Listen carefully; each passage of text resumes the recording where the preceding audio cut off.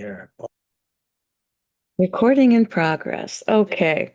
Well, Do you like it the way this is I laugh? like how you're in half. Yes, darling. I like It was my better side. it was though. Look, it was your better side. Hey, everybody. You haven't heard from Kit from Pitbull Politics for a little while. And been working furiously here trying to clean up after the storm and that hit us pretty hard. And we had a lot of trees down. I don't know if you saw any of those videos, but we pretty much have that done. And now we have a sick pup. So I'm afraid life got in the way, but I haven't forgotten that my objective is to make sure that we keep you informed as to what's going on or Try. what isn't happening Try. in North Dakota politics. And I know it's tough. Bruce and I are supposedly retired, so we have a little bit more time to spend on things like that. But the name of today's show is basically is anyone accountable in North Dakota government? And we're going to be covering quite a few of the stories and stuff that are around. Eh, I am becoming increasingly frustrated, and many of you are too, with the fact that no one who appears to be in government, whether it's departmental or higher up, seems to be being held accountable for when they make mistakes, when they outright break laws or whatever. And it's getting very frustrating for me now. You've got some stuff that you'd like to go with. Would you like to start and then I'll try to catch up or Well, I guess the first thing I'm going to start is with my basic, my mantra: get your head out of your asses, people. I mean, seriously, we have to do a lot better job of communicating, getting angry, doing things. Because I know everybody has jobs and we're busy. Okay, I'll give you that.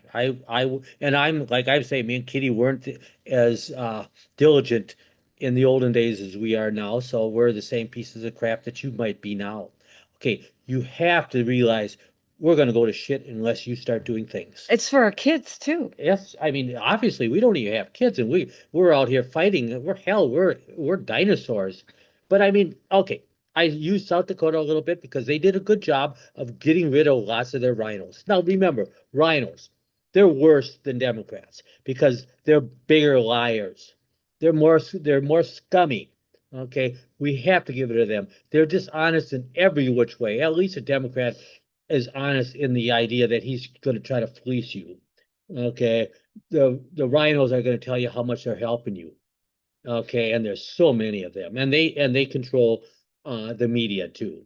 So that's where I was going to go. I got lots of things to talk about, and that's one thing about it. Kit mentioned. I mean, it's like going, uh, what are we going to do today? There's so many damn things that we miss. I'm going to jump in because it Yeah. connects with you. Oh, Um, we had a revelation in the North Dakota Republican Party, all right, where people were seeking to lead the state party during a time of division between the establishment and the populist factions. Now, this is what frustrates me. Shane Gettle, and I may have pronounced the name wrong, I apologize, a lobbyist who served with U.S. Senator John Hoeven's administration was among the candidates to succeed Sandy Sanford because everybody wants a lobbyist heading the Republican Party, the GOP party here. And I use the term Republican GOP party in North Dakota with air quotes. You got to know. Uh, Others that announced their candidacy, of course, was former State Senator Judy Estenson of Warwick and District 8 NDGOP Vice Chair Matthew Simon. Now, um, here's the thing. I don't know any of these people personally, but now that we've gotten Mr. Simon or Simon, I don't know, again, don't know him personally, elected, and it was a split vote. It was a by the hair of your chinny chin chin vote. I've had a lot of people asking me, Do I think it's going to be any better? And I don't. I don't. And it is nothing against Matt, but I have been promised so many things by people in North Dakota who have a GOP or an R after their name. And all I've been seeing, including at our district level, is meetings being run incorrectly, their own bylaws being violated, people being rammed down, the people who tried to go to the meetings to have their voices heard throats, people not being allowed to speak, proxy votes being unloaded by the box load so that their people, the traditional people that they want, can be brought into the district as our rulers, even though that shouldn't be the case. Just violation after violation after violation. And I agree when a lot of people go, well, I'm just tired of it and there's nothing we can do. No. But that's the attitude these folks are hoping for. Now, I will say, I would like to give Matt the benefit of the doubt, but I'm also not sure exactly how much one individual can do, even in this very important position. We've watched the people's voices with the property tax bill and many other things, quite frankly, be ignored. Now, everyone can say, oh, you went to the vote. Just let that horse die. And but the money that was spent in an opposing campaign, including some taxpayer money that was spent by, quite frankly, groups that the legislators supported, makes me wonder if we have any voice at all and what we're doing to try to claw it back. Some of the voices are that you heard are really turds. I mean, okay, one I heard all the time about this property tax stuff, trying to get rid of it. All right, there's one idiot that kept saying, "Oh, your taxes can only go up 3%. So if you paid $100 last year, it can only go to $103." And after it went failed, I was talking to this. I was listening to this announcer and Kelly Armstrong, and Kelly Armstrong says, "No, no, no, no. Actually, the the district can only raise it 100. Their taxes, property taxes, 103%. So that means that they can select anybody they want to raise their property taxes 150, 200%, just so that the area district only goes up 100%. They could sit there and they make all their fat pals pay less and less, and the people they want to hammer, they can do whatever they want with that. And it can only go up 3% for the whole district, but individually it can still pound the your asses. So just remember, these people are always lying. And you know what? I'll say this Scott Henning fella, he kept saying that for like 3 months that, oh, $100, it only can go at 103. And nobody corrected him. You realize how slimy that was? You try to tell me that none of these like Governor Arm Schmuck would say to him, no, no, no, Scott, that isn't how it works. What a bunch of slime. I mean, I'm so irritated with these people. I want to bring something else up too. In this article here, Representative Karen Calls Bismarck, chair of North Dakota GOP District 35, called it worrying that she had not met Simon before Saturday's meeting, while there were two other experienced candidates who were well known in the party. Oh, Well, first of all, that's my check saying, Houston, we have a problem. Not that Simon is inexperienced, but we keep hiring all of these people with all of these legacies that, oh, they're so experienced. This is the thing that really got to me. She said she was offended by some comments made by some committee members about state lawmakers. I kind of felt bullied, frankly, Carl said. No matter how much you tried to reason with people to explain your point of view, to explain what your experience is, it didn't matter. Welcome to our world, Yeah. Charles, Karen. Welcome to the people's world, because that's what we experience every time we talk to some of our legislators. Exactly that. Yes. Demeaned, talked down to, put down, and poo pooed. Screw you. Yeah. Screw you. Well, I was gonna say a B, but I won't say that. But are you kidding me? You're sitting there and all you worried about is you're not being heard and they don't listen to you. Well, welcome to our world. Okay, Karen. Yeah, she's a Karen, I'm sure. I have no doubt. But all I'm saying is that's the attitude Yes. that we're facing on a daily frickin' basis when we're trying to be heard at our legislative districts and beyond. And she felt kind of bullied. Well, ta-da! Ta-da. How's it feel, Karen? Yeah. How does it frickin' feel? Because it doesn't feel real good on this end of the spectrum either. But y'all have been handling us this way now for quite a while, and we're supposed to sit down and shut up. Well, this old broad's really tired of being treated that way. And then I love this thing. Oh, the brain drain. Oh my God. We can't have any new voices in there. Now here we go. Wait. Because the meeting featured about 20 new Republican district chairs, and this guy named Gatto said, well, I think new energy is always good, and I think there's a balance between having consistency and new energy, between having reliable and trusted structures versus trying new things. Yeah, as long as they sit down and shut up too, because you love to take all those new people and tell them what they can't do. Yeah. And I'm really, really tired of this. I'm tired as hell.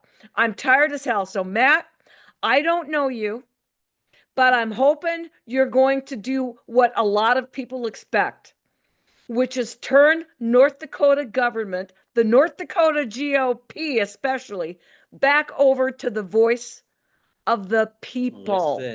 Listen to the people, Karen. Don't.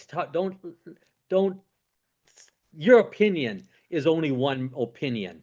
All right. So listen to the majority. Listen to the people that elected you. Oh my God. And how the hell do you elect people like that? That's frustrating for me. Part of the problem is They don't know. we're voting for R&D. They don't. Yes. The same problem she stated. Well, I don't know that person. Well, guess what? Guess what? Welcome to our world once again. Welcome to our world. We have to work on because y'all talk real good. We have to find honest people, something that we're real short on in Bismarck. Well, and it goes all the way to the top. Yes. Attorneys for the North Dakota legislature rebuked Attorney General's opinion of a veto error and outlined possible next steps. Okay? Because Armstrong, he made a mistake. Possible. That's a stupid one, by the way. And so he immediately went to ask Attorney General Drew Wrigley for his office's opinion, because God knows that's written in stone, and we really know that one law. Wrigley, pure as the driven snow. We know that he doesn't side with Armstrong on everything. Wrigley found that the unintentional markup does not change the substance of the veto, because Armstrong's written veto message was clear and unambiguous. I want y'all to try that the next time you violate a law. I want you to do a written statement that you said that you really didn't mean to. I'm going to try this the next time I'm speeding. I'm going to hand the cop a note. All the time. I'm going to hand the cop a note, and I'm going to tell him that I have no intention of speeding, that I was looking at something else, doing something else, and my mind was temporarily distracted. And the fact that that it was a $35 million for a housing program or whatever that Armstrong. Well, we don't have to go back to the legislature for that. Well, you know what?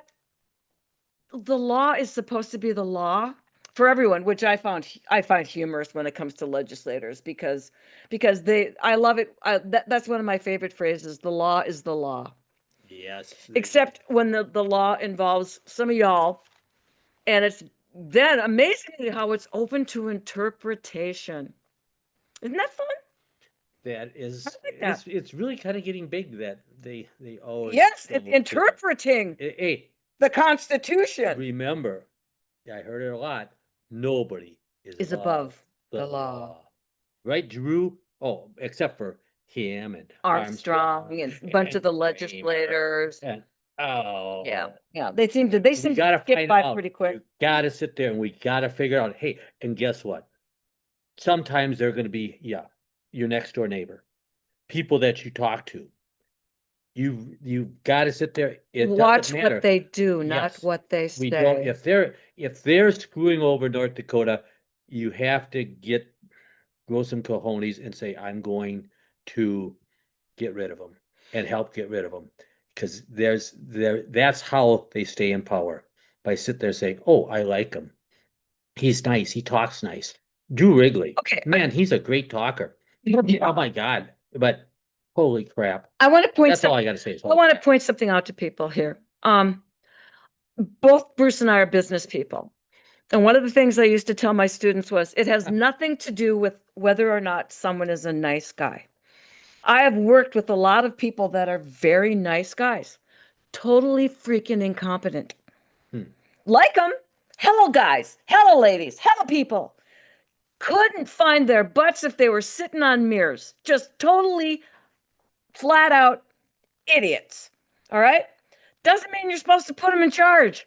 Why would you be sitting on mirrors with your butt exposed? Never mind. I'm just trying to tell people. I have heard from so many people regarding legislators. Oh, they're such nice guys. That has nothing to do with the way they vote. That has nothing to do with their ability to manage, write judicial law, or know what the hell they're supposed to be doing. I've known lots of nice people that I wouldn't put in charge of babysitting a kid I loved, because they're idiots. And also remember, they're being nice to get your vote too. They got their voting record. Yes, and I know one person that was a complete ass at a Bismarck diner. You know who that is. I mean, so he's Armstrong wouldn't get out of the way of fire code, having your chair where you're at. Yep. But you're above all that because you're the governor. Yes. So just remember that. Pay attention to fire codes. Yes. But like I say, watch it. They just because they talk nice, watch their record. See what they do. I was always told by a very wise woman, my mother, watch how someone treats people like servers. Yes. And other people. Yep. Because that is their true nature. Yep. That is the person you're dealing with. Not the one that's being nice to your face, the one that's being crude, rude, and irresponsible to the face of a person who's just trying to do their job. That's the individual you're really dealing with. And Mama was a very smart little lady. Indeed, she was. And we are left with nothing because, once again, they've just decided that the North Dakota Ethics Commission has no authority to punish officials violating ethics laws, state leaders argue. Well, of course they'd argue. Wouldn't you argue that if you were a state leader? Voters created an ethics watchdog agency 7 years ago, but officials keep pushing to weaken it, even as North Dakotans are filing a record number of complaints, none of which has ever been accounted for. Not one yet. Has ever been accounted for. All right.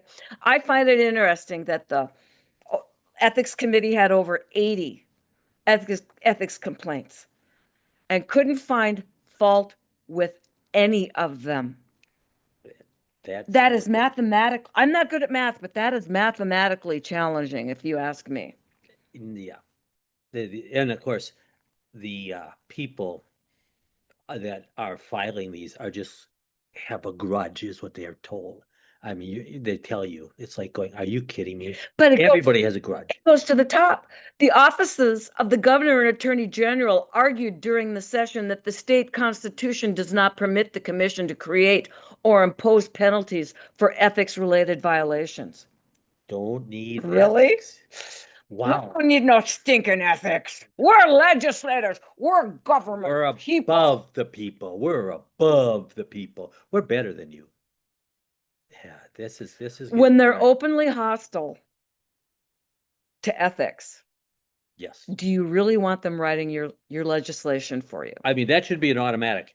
Anybody, that's one thing I'll say. Anybody that voted to weaken the ethics rules, that's a target. Th- That's a number one target. This is a quote from the North Dakota Monitor.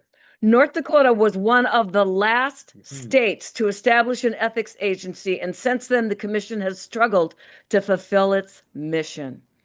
The amendment left some ambiguity about the commission's role and whether it can enforce ethics law, leading to an ongoing disagreements about how it operates. Funny, Well, they can do legislation to tell us how to operate. well, Us small business people, us citizens, we're told on a daily basis pretty damn clearly what we can and cannot do. well, okay, I knew it. I remember that we were working to get that in there, but it was pretty damn obvious when you have the ethics committee being legislatures. What the hell were you doing? You sit there and you have to have people from the outside looking at them and checking out these complaints. But they're private. They don't even tell you the complaints. They can't by law. Daniel Caputo of the national nonprofit Campaign Legal Center said several state governments have worked to undermine ethics initiatives in particular. North Dakota leaders' assertions this year that the ethics agency cannot punish officials for wrongdoing is another example of that. We have seen what appears to be a concerted effort in those states to overturn ballot initiatives or twist their language in a way that's most beneficial to those who want less enforcement, said Caputo, whose organization has studied the issue. She said North Dakota is, and I quote, one of the most egregious examples of that I have ever seen.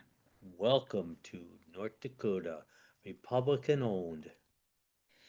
I find it very disconcerting that these are the people that are our lawmakers.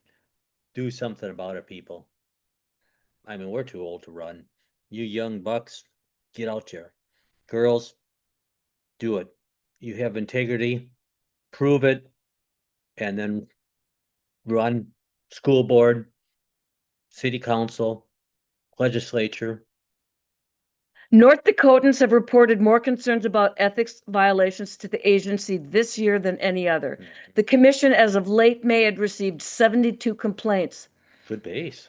By the end of the last month, the commission had 63 pending complaints, some of which date back to 2022. Hmm. Hmm. Oh, nice. Way to get on the stick, guys. Way to get on the stick. Yep. How I'm gonna go for the low-hanging fruit. I'm gonna go for the low-hanging fruit, folks. How quickly could we have caught Holmberg had a potential ethics complaint come through, rather than being dismissed because he was an all-powerful Republican of long standing in the North Dakota Senate? How many children could have been saved? And then UND does their own investigation and finds nothing to see here. And a week later, a chemistry professor from UND is picked up in a prostitution for hire sting where he went online to a cop who was posing as a 16-year-old and wanted to pay for sex. But there's nothing to see here. God, I'm so safe and glad I live in North Dakota, where life is great and there's rainbows and puppy dogs and unicorns running our legislation. And we have an ethics committee. Don't forget that. Oh, Your turn. Yeah, I tell you what, we're gonna change it a little bit, but it's still the same thing. Uh, Basically, crony capitalism. It's when the legislatures help the select citizens. I'm going to tell you, I was a contractor. I did lots of concrete in my days and stuff like that. I sit there and I'm amazed because I go down. We have our properties in Grand Forks. Oh my goodness! And I see lots of these. I got three examples. Three examples. Okay, tell me if there's something wrong here. All right, 18 workers. They're huddled together around a sidewalk approach, and they're working. Okay, two or three of them are working. Those one of those And cutouts, right? yeah, Like yeah, handicap cutouts. handicapped cutouts. Yes, yes. and there's 18 of them in that little area. It's like going, I remember You did when I concrete. did that, and it would be 2 to 3 sometimes, but sometimes you get 4. Now I tell you what, 5, that would have been outrageous in my days. Now, not that we're that it's not so much that the people are just getting lazy and stuff like that and won't work. It has a lot to do with the contractors that are selected gets makes a fortune. Okay, here's some on that uh example, 18 workers, average at least $20 an hour. Yep. At least. All right. 6 hours I seen those guys there. That means that they charge the city just for the workers $19,200. Okay, and just so you know, the contractors work they about half they try to make about half of what each individual works. So they're trying to make $10 an hour. So the people that run the companies made a little over $10,000 during those 6 hours total that you paid. You people in Grand Forks paid six or 30 over $30,000. I tell you what, back when I was doing it for four workers, you would have been about 480. If you would have had 5 workers, it would have been $600. Think about the difference. Prices haven't gone up that much, and that's outrageous. I mean, Well, who's getting rid? even Who's if salaries have gone up, why do you need 18 workers? Yes, that's what so but they make money off of who? And I bet you I'm gonna sit there and say, I'll bet you those contractors do not have that many people at private bidded properties. All right. But when it's for the cities, they're going to have everybody. And, doesn't, that's not the only one. I said I have 3 examples that just were outrageous. 7 workers for 7 hours on 20 feet of straight sidewalks. Oh my God, I could do that by myself for the love of God. We've It's done like, it. yes, I mean, what? We've Well, done it. well, we can't because it was, but you would help. I mean, But we it's outrageous. concrete. That's like going, dudes. And I sit there and I laugh because I one of my buddies he was going to go in concrete. He says, and he thought that was too much work. I says, look at that. You really think that was too much work? He goes, damn, I should have went. I should take the $18 an hour. All right. And here's even the worst of the worst: 9 workers standing in a 12 by 12 hole in the concrete, and they had 2 supervisors above them standing up there. Oh my God! I mean, are you kidding me? This is outrageous. This is and they basically want to do where everybody works a little less, Get but paid a little gets more. paid. No, not well. Right now, gets paid pretty well, They're but they're going to complaining be about not everybody in the city and the the government future. having to get their raises, What the their colas. guess what's going to happen in the future? That's going to be all our workers, and it's called socialism. It's coming here if you don't get your heads out of your butts, people. And then what comes after socialism? Communism. It's coming there if you don't get your heads where it belongs. And what happens after communists throughout the whole country? North Korea. We're going to be all North Korea. We're going to be 1984. Get get going, guys.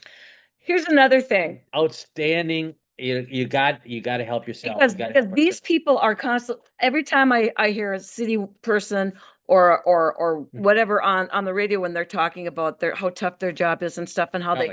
they somehow have to find the finances to give all of their workers raises. And because colas are so important, because that's the only way we keep the quality city workers and everything else. Just remember these 18 people and the 9 people in this concrete work, and realize that those people are the people that they're talking about that are working so hard and so dedicated. And this is not a slam on state and county workers, but what it is why do we need so many? Why did they come before us with the raises? And why are we wasting money like drunken sailors on shore leave? I come from sailors and Marines. I can say this, especially when this is happening. They're complaining about federal funding cuts to North Dakota agencies will total 100 million so far, and the gasps and the cries of pain, and it's not fair. And what will we do? What will we do? Are emerging already. The State Department of Health and Human Services has seen the bulk of federal funding cuts with 12 grants. I love grants. Don't you love grants? I They're love free, grants. Yeah. You don't pay That for that them. were canceled in March. The agency lost about 69.5 million from the Centers for Disease Control and Prevention. Boy, do I trust them. Ooh. That was Of course they awarded work for the there. prevention and the control of emerging infectious diseases, our personal favorite, vaccines for children, and grants to address COVID-19 health disparities Health. for underserved population. Another 6.3 million in grants to address mental health and substance abuse was also canceled. Those funding cuts have affected public health agencies and other Are you gonna organizations. cry? I'm brought to tears by these cuts. Oh my The God. palpitations of my heart because of the fact that what will North Dakota do? Without the COVID-19 health, oh my God. And there's disparity. Yes.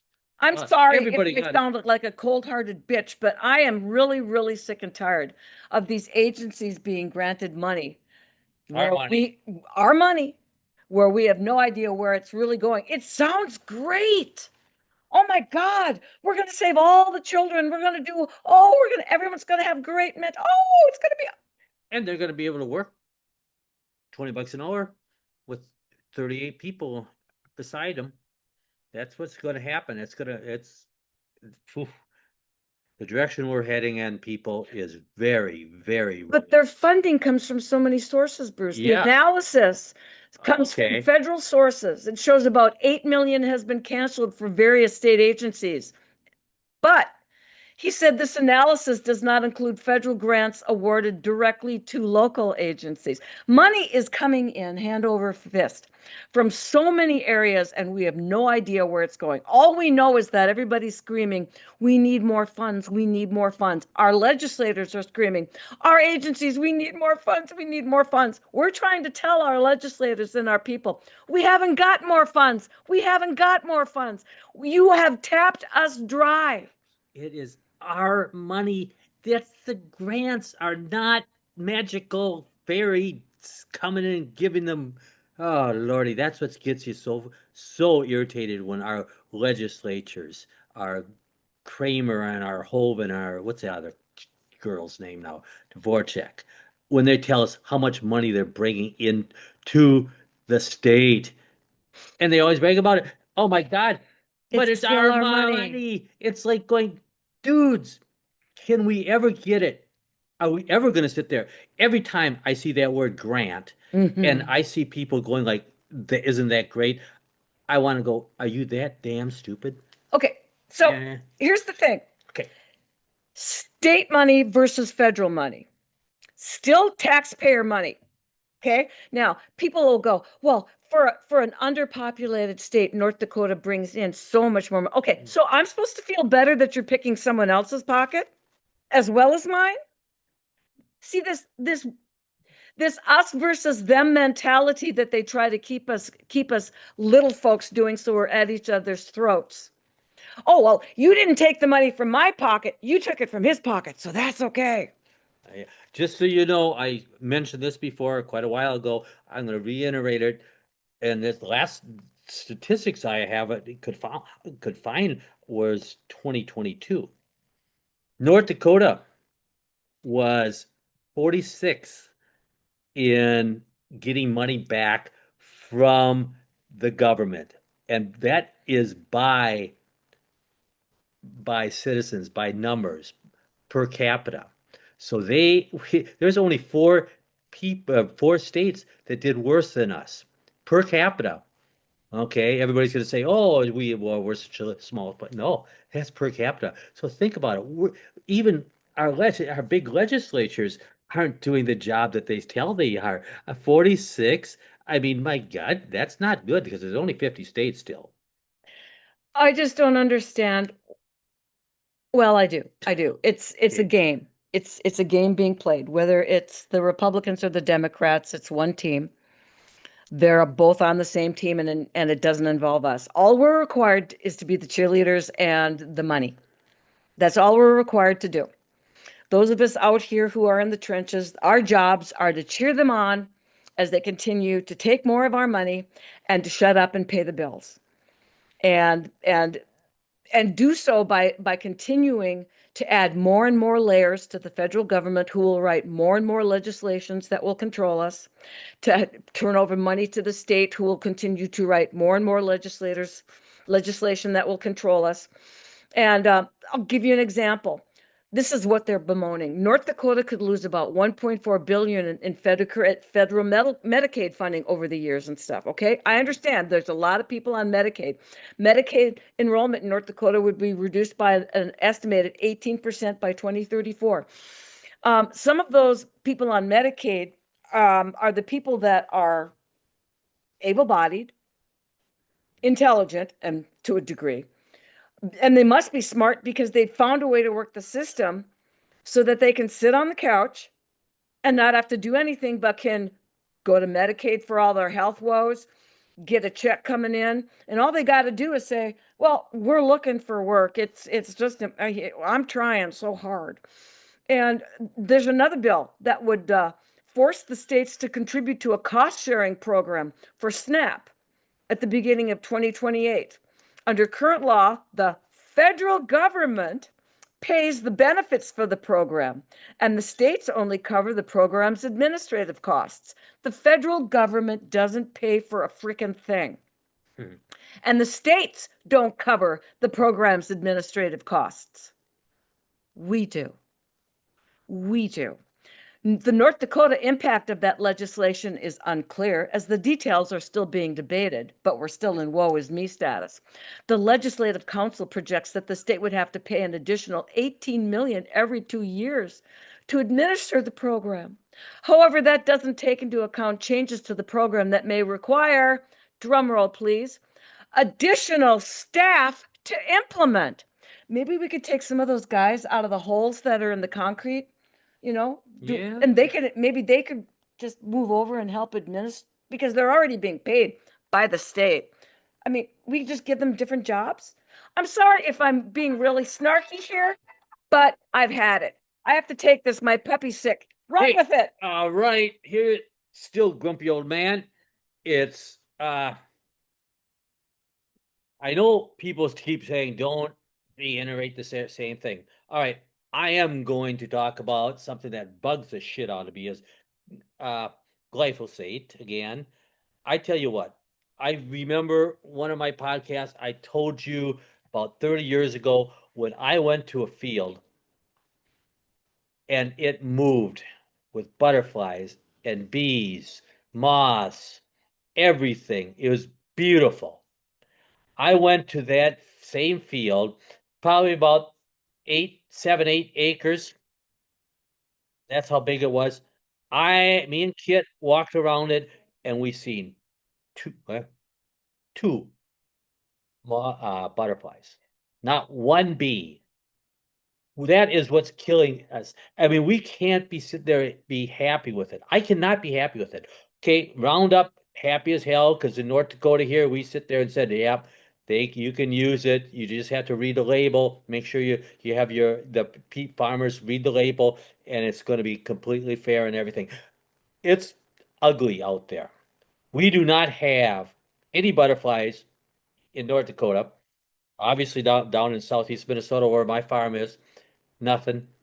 Not a damn butterfly. Not anything. This is the ramifications of what we do when we don't give a damn and we're not aware of it. Get with it. I mean, obviously, okay, I'm gonna get the little argument here with people are gonna say the grasshoppers. Okay, by the way, there is very, very few there or no grasshoppers anymore. But I tell you what, I sit there and tell you that the kids will never see a field full of butterflies,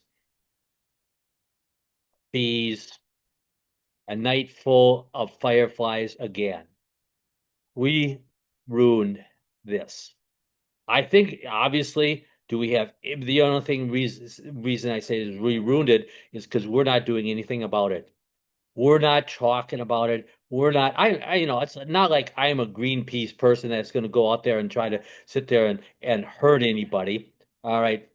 Roundup people of, what the hell's the name of it? The German name of the people of the company that does Roundup. I can't remember what it is, but they're making a fortune. And I tell you what, is there a reason why they're willing to kill everything? I tell you, it's kind of it's they can't be. Is there something with pollinating natural flowers? Something's a little snaky here. I worry about that. You tell me about it, Mr. Farmer. Are you happy with what you're doing? I know. Oh, by the way, I own a farm, but I'm not going to sit there and end the beautiful things of the world. Sounds kind of creepy, but that's the way it is. I get very upset about this. You know, nobody's taking any not enough people are to have a problem with it. I do. I have a huge problem with it. All right. What else could I say? Well, I my wife is talking about trying to make sure that our little doggy gets better because he has some trouble with ticks. That's one thing I wish our great companies could figure out how to get rid of ticks and the Japanese beetle. They're the only thing that lived through the glyphosate, the Roundup stuff. Kind of interesting. And they're the creepiest things there are out there. Uh, well, are we done, Kit? All right. And we're gonna say goodbye. And here's my wife. She's talking about the doggy. I'm on a phone call here. Thank you so much. We'll be back in touch. Bye bye.